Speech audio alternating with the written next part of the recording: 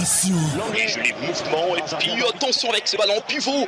Un moment émotionnel. Les smacks, les centres, il est au cordeau.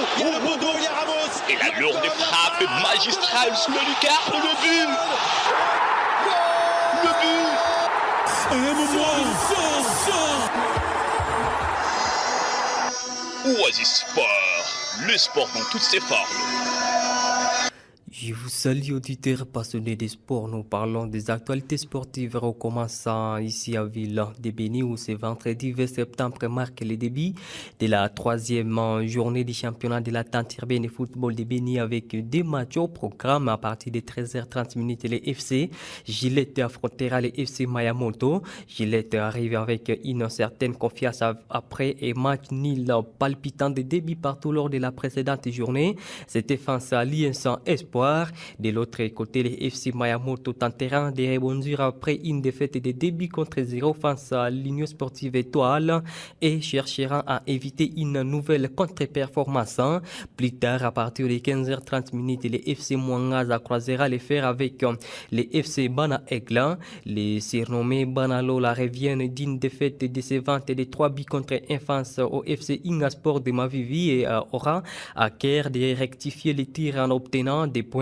Leur adversaire Bana Eglan se retrouve dans une situation similaire après une lourde défaite de 1 contre 4 devant les FC Beansport et de France se ressaisir rapidement pour ne pas sombrer davantage dans les classements. Ces deux rencontres s'annoncent cruciales pour les équipes à quête des rachats. Les FC Gillette et les FC Mayamoto chercheront à s'imposer pour se rapprocher des places d'honneur tandis que les FC Mwangaza et les FC Bana Egle voudront stopper la spirale des défaites et relancer leur saison. Comme d'habitude, ces matchs se joueront au stade du 15 octobre à 2000 francs comme 3 d'entrée toujours à Béni. L'attente urbaine de football de Béni, EFB, a réagi à la suspension collective de certains membres du club Kapako décidée par son président Amis Vino Kalimba.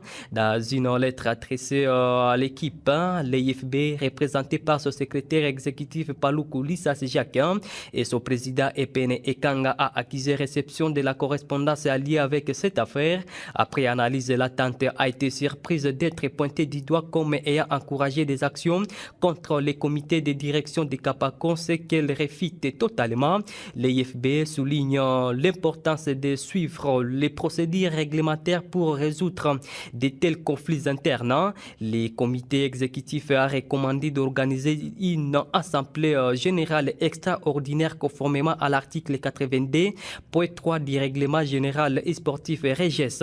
L'objectif est de statuer sur ces litiges afin de préserver le bon fonctionnement du club. À conclusion, la tente urbaine de football de Béni a réaffirmé son engagement à veiller à la stabilité du bon ordre des équipes affiliées. Elle a encouragé les dirigeants de Kapako à résoudre cette situation dans un cadre légal et serein pour éviter que ces conflits ne nuisent davantage à la cohésion du club. À Butembo, et tournoi de préparation réunissant 4 équipes aura lieu ce week-end au stade de Katwa de Butembo. L'événement débute dès ce vendredi 20 septembre 2024 avec des affiches où à partir de 13h, l'AS Nyuki affrontera l'ANC Banamaï, suivi des duels entre les FC ETCL et les FC Maheria à partir de 15h. Ce tournoi vise à offrir aux clubs de participants une occasion de tester leurs effectifs et affiner leur stratégie en vue de la prochaine saison.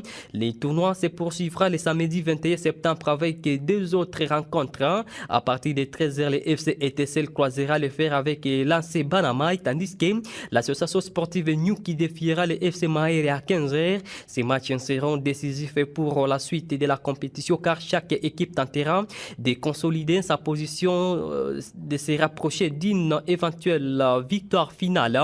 Enfin, la dernière journée de ce tournoi se tiendra le dimanche 22 septembre. Le FC Maheria affrontera l'AC Banamaï à partir de 13h avant que le tournoi ne se clôture en beauté avec un choc entre les FC ETCL et l'AS Nyuki à 15h. Les supporters locaux sont attendus en nombre pour soutenir leurs équipes dans cette compétition qui s'annonce riche en émotions. Et pour terminer, en parlant de cette actualité, la sélection congolaise conduite par Sébastien Desabre continue son avancée sur les échelles africaines et mondiales. C'est jeudi 19 juillet 2024, la Fédération internationale de football association FIFA a publié son classement du mois. Les léopards de la RDC sont classés 10e en Afrique et 58e au classement mondial après leur succès face à la Guinée et l'Éthiopie lors des éliminatoires de la CAN Maroc 2025. Voici donc les top 10 africains dominés par le Maroc qui est 14e au niveau mondial. Le Sénégal est 2e en Afrique et 21e au monde. 3e place africaine est occupée par l'Égypte qui est 31e au niveau mondial. La Côte d'Ivoire est 4e et 33e au monde. La Tunisie est 5e et 36e au monde. Le Nigeria est 6e, 39e au niveau mondial. L'Algérie est 7e en Afrique et 41e au monde. Le Cameroun est 8e en Afrique et 53e au monde. À la 9e position, nous avons le Mali qui est à la 54e position au niveau mondial. La République démocratique du Congo est à la 10e position et 58e au niveau mondial. Tandis que le top 10 mondial est dominé par l'Argentine à la tête, suivie de France. La 3e place est occupée par l'Espagne, 4 l'Angleterre, la 5e position est pour le Brésil, la 6e place est occupée par la Belgique, 7 Pays-Bas, 8 Portugal de Cristiano Ronaldo, 9 Colombie et 10 Italie.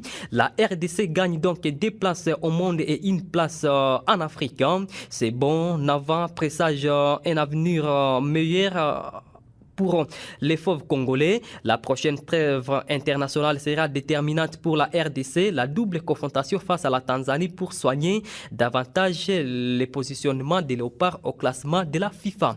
Amis sportifs, c'est cette actualité qui met fin à ce journal des sports. Barakamba Kwa Blessing qui vous a servi. Merci à vous de l'avoir suivi. Merci d'avoir écouté ce journal. Vous pouvez le réécouter en visitant notre site internet www.radiooasis.cd. Jeune, ton avenir est plein d'espoir. Mais une seconde de plaisir sexuel peut le gâcher à jamais. Sois sage.